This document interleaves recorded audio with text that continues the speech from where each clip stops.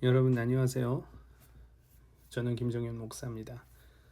오늘은 사무엘상 8장 말씀으로 함께 묵상하도록 하겠습니다. 8장 전체에서는 이스라엘 백성들이 왕을 좀 세워달라고 요구하는 그런 장면인데요. 그 중요한 문제가 되고 있는 장면들 8장 4절, 5절에 있습니다. 그래서 제가 읽겠습니다. 이스라엘 모든 장로가 모여 라마에 있는 사무엘에게 나아가서 그에게 이르되 보소서 당신은 늙고 당신의 아들들은 당신의 행위를 따르지 아니하니 모든 나라와 같이 우리에게 왕을 세워 우리를 다스리게 하소서 한지라. 이 사람들이 요구하는데 요구사항이 조금 문제가 있습니다. 가장 큰 문제는 뭐냐면 왕을 세워달라는 데는 사실 문제가 별로 없을 것 같아요. 근데 여기 보니까 모든 나라와 같이 우리에게도 왕을 세워달라고 합니다. 그러니까 자기들이 왕이 필요한 걸 어떻게 알았냐면 다른 나라들 보니까 다 왕이 있는 거예요. 바로 전에도 블레셋과의 전쟁에서 이스라엘이 패전을 했거든요. 그래서 성계를 뺏기기까지 하죠. 그럴 때 보면 블레셋에는 왕이 있어서 전쟁의 맨 앞에 나와서 전쟁을 지휘하는 거, 그리고 승리했을 때 왕과 함께 기뻐하는 거, 이런 것들을 보면서 엄청 부러워했을 거란 말이죠. 우리가 패전하는 이유가 왕이 없어서가 아닐까라는 생각을 할 수 있겠죠. 그런데 그러면서 보니까 모든 나라, 이스라엘 주변에 있는 모든 나라에는 다 왕이 있는 거예요. 저들에게 왕이 있는 건 정말 매력적인 거구나. 그러니까 우리에게도 왕이 있어야겠다 라는 생각을 할 수 있는 거죠. 다른 모든 나라에 있는 왕들을 보면서 너무 부러워했을 거란 말이죠. 부러우면 지는 건데 이스라엘 사람들은 그래서 모든 나라에 있는 왕을 필요로 하게 되었다 하는 거예요. 우리가 신앙생활 하다 보면 이런 문제 또 이런 잘못을 행할 때가 있습니다. 뭐냐면 우리도 신앙생활 하면서 다른 사람들은 다 이렇게 하는데 내 주변의 모든 사람들 보니까 이렇게 하는데 우리는 신앙인이라서 그렇게 하면 안 되는 것들, 또 남들은 다 이렇게 사는데 우리는 신앙인이라서 그렇게 살 수 없는 것들, 그런 것들이 부러워서 신앙인의 어떤 정신을 포기해 버릴 때가 있다는 거예요. 그래서 우리 삶을 좀 돌아보면서 우리한테도 모든 나라와 가치가 있지 않을까? 세상 사람들과 같이, 혹은 요즘의 트렌드와 같이 이런 것들 때문에 우리 그리스도인들의 가치를 포기해버리는 일들 있지는 않을까. 그래 좀 돌아보는 그런 시간이 됐으면 좋겠습니다. 두 번째는 사무엘을 좀 볼 텐데요. 사무엘은 지금 이때 굉장히 아마 화가 나 있었을 겁니다. 물론 6절에 보면 우리에게 왕을 주어 우리를 다스리게 하라 했을 때 사무엘이 그것을 기뻐하지 아니하여 여호와께 기도하매, 이렇게 이야기를 하고 있습니다.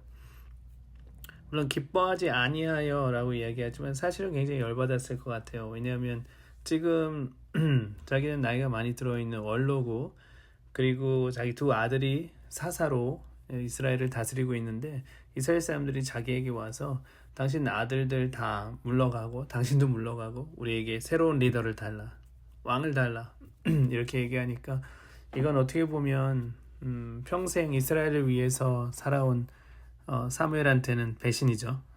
또 그런 배신감을 많이 느꼈을 겁니다.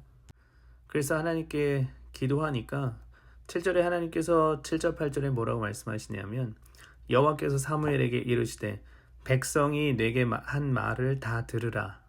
이는 그들이 너를 버림이 아니요 나를 버려 자기들의 왕이 되지 못하게 함이니라. 내가 그들을 애굽에서 인도하여 낸 날부터 오늘까지 그들이 모든 행사로 나를 버리고 다른 신들을 섬김같이 내게도 그리하는도다. 이렇게 말씀하시는 거예요. 근데 사실은 이 문제가 왜 불거졌냐 하면 사무엘이 이제 나이가 많이 들어서 아들들한테 그 사사가 되게 해서 사사를 세웠는데 아들들이 아버지의 행위를 따르지 않고 막 이익을 따라서 뇌물을 받고 판결을 막 굽게 하고 이런 불법을 행했단 말이죠. 여기에 이스라엘 사람들이 열받은 거예요. 그래서 다 물러가라 한 건데 어떻게 보면 사무엘에게도 책임이 있죠. 아들들을 제대로 키워내지 못하고 사사로 준비시키지 못한 책임이 있는데 그래도 어쨌든 이스라엘 사람들이 사무엘에게 와서 그런 말을 할 땐 사무엘 입장에서는 정말 기분이 안 좋았겠죠. 배신감 느끼고. 근데 하나님께서 이 사무엘한테 어찌 보면 책임을 물으실 수도 있거든요. 분명히 잘못은 사무엘의 아들들한테 있으니까. 그러면 그 아들들을 벌하셔서 엘리 제사장 집안처럼 그렇게 다 죽이시거나 하실 수도 있는데 그렇게 안 하시고 뭐라고 하셨냐면 야, 이 사람들이 너를 버린 게 아니야. 나를 버린 거야. 이렇게 말씀하시는 거예요. 내가 이 사람들 애굽에서 인도해 내서 오늘까지 무슨 일이 있을 때마다 나를 버렸다. 근데 그렇게 나를 버린 것처럼 오늘 또 너한테도 그러는구나. 이렇게 얘기해요. 문제의 원인은 사무엘과 두 아들에게 있었지만 하나님께서 사무엘을 위로하십니다. 이때는 사무엘 입장에서는 자기 정치 생명이나 자기의 사사로서의 생명이 끝날 위기에 처해 있는 거고요. 이 가문 자체가 어떻게 될지 모르는 그런 상황 가운데 지금 놓여 있는 위기거든요. 그런데 그때 하나님은 사무엘의 그 마음을 만져주시는 거예요. 그 두 아들의 불법이 물론 있었지만 하나님 그 불법을 탓하지 않으시고 용서하시면서 이 위기 가운데 있는 이 노년의 종, 평생 하나님을 따르던 그 한 신앙인, 그 사람의 마음을 만져주고 계신 거예요. 위로하고 계시고 격려하고 계신 거예요. 네가 배신당한 게 아니라 내가 배신당한 거야. 너 때문이 아니라 나 때문이야. 라고 위로해 주시는 거예요. 사실은 우리가 믿는 하나님은 이런 하나님이십니다. 그 자녀를 향해서 끝없이 사랑하시고 끝없이 위로하시고 때로 우리에게 잘못이 있다 하더라도 그 잘못을 용서하시면서 덮어주시고 그리고 안아주시는 하나님이세요. 이스라엘 사람들을 향해서 하나님께서 이렇게 말씀하셨지만 그럼에도 불구하고 하나님께서 이스라엘 사람들에게 어떻게 하셨냐면 그들이 무슨 행사가 있을 때마다 하나님을 배반하고 버리고 떠나고 그렇게 했었지만 그리고 지금 이때 이 상황 속에서 왕을 달라고 지금 요청하면서 하나님을 자기들의 왕으로 인정하지 않고 새로운 왕을 달라고 그렇게 요구하는 이스라엘 사람들을 위해서 하나님께서 어떤 결정을 하시냐면 그들에게 왕을 주시는 결정을 하세요. 그러나 대충 아무나 나는 몰라 하면서 세우는 게 아니라 하나님 보실 때 정말 괜찮은 사람 하나 세워서 준비하셔서 사무엘로 하여금 기름 붓게 하시고 그래서 그 나라를 위해서 이스라엘 사람들을 위해서 왕을 주세요. 그들의 그 동기와는 상관없이 하나님의 그 백성을 향한 사랑과 그 위로, 그 격려하는 마음이 그대로 흘러 들어가는 거예요. 우리가 믿는 하나님이 바로 이 하나님입니다. 그러니까 그 하나님께서 우리의 삶의 현장에서도 똑같이 말씀해 주세요. 네가 욕먹은 거 아니고 내가 욕먹은 거다. 네가 버림받은 게 아니야. 내가 버림받은 거야. 이렇게 말씀해 주시는 하나님이신 거예요. 우리 삶에서 그런 하나님을 좀 경험하고 그분을 좀 바라보고 또 그런 음성 가운데 위로를 얻고 그게 신앙인들이 누리는 축복 중에 하나거든요.